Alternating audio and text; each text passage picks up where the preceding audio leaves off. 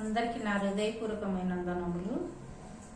మధ్యాహ్న కాల సమయంలో మరొకసారి దేవుని సన్నిధికి వస్తున్నాము.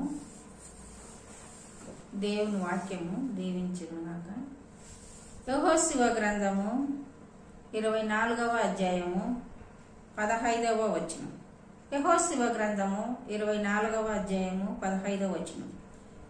యెహోవాను సేవించుట మీ దృష్టికి కీడని తోచిన ఎడల మీరు ఎవరినైనా సేవించండి, ఎవరినైనా సేవించరు అని ఆదరణ మీ ఇతరుల సెలవిచ్చిన దేవతలను సేవించండి. అమోరీయులు దేశమును మీరు నివసించుచున్నారే, వారి దేవతలను సేవింతురా? నేడు మీకు కోరుకొనుడి, మీరెవరినైనా సేవింప కోరుకొనుడి. నేను నా ఇంటి వారును యెహోవాను సేవించెదమని. అందుకు జనులు యెహోషువను విసర్జించి ఇతర దేవతలను సేవించిరి. చూడండి, యెహోషువ మోషే ఎంతో నడిపించుకుంటూ వచ్చాడు. ఆ తర్వాత యెహోషువకు అప్పగించాడు ఇశ్రాయేలు ప్రజలను. అయితే అనేక కష్టాలు శ్రమల గుండా యెహోషువ కూడా నడిపిస్తూ వచ్చాడు. అయితే చివరిన ఏమంటున్నాడంటే, మీరు యెహోవాను సేవించుట కీడని మీకు తోచిన ఎడల మీకు ఏ ఇష్టమైతే ఏ దేవతలనైతే సేవిస్తారో మీరు సేవించండి, ఏమీ ప్రాబ్లం లేదు. కానీ నేను మాత్రం నా ఇంటి వారు యెహోవానే సేవిస్తాం. ఇందుకు ఎన్ని మార్లు అద్భుతాలు, ఆశ్చర్యకార్యాలు, మహత్కార్యాలు యెహోషువ చేసుకుంటూ వచ్చాడు. అనేకమైన వాటిలో నుంచి దేవుడు అద్భుతాలు చూస్తున్నారు. వాళ్ళు ఇశ్రాయేలు ప్రజలు ప్రతి అద్భుతము కన్నులారా చూస్తున్నారు.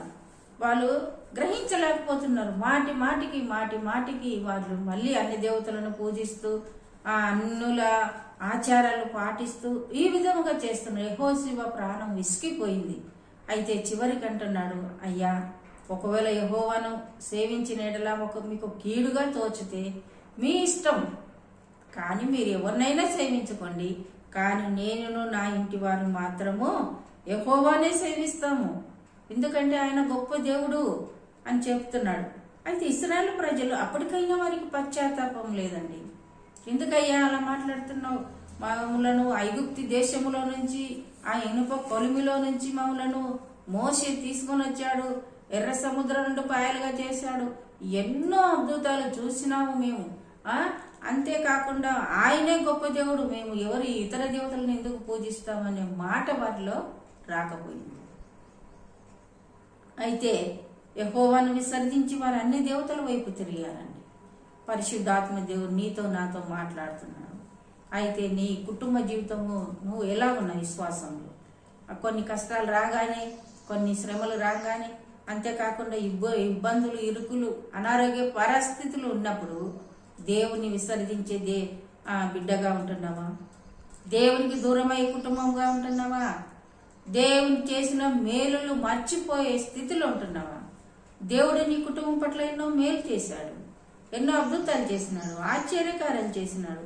అసలు నీకు ఇచ్చిన గొప్ప రక్షణను మించిన అద్భుతం ఇంకొకటి లేదండి. రక్షణే గొప్ప భాగ్యము. అయితే ఇలాంటి అద్భుతాన్ని వదులుకుంటావా? మర్చిపోతావా? వదిలిపెడతావా? యెహోషువలాగా మనం ఉండాలి. మీరు ఎవరినైనా సేవించండి, కానీ నేను నా కుటుంబం యెహోవాను మాత్రమే సేవిస్తాం. ఆయనను వదిలి మేము ఎక్కడికి పోవు.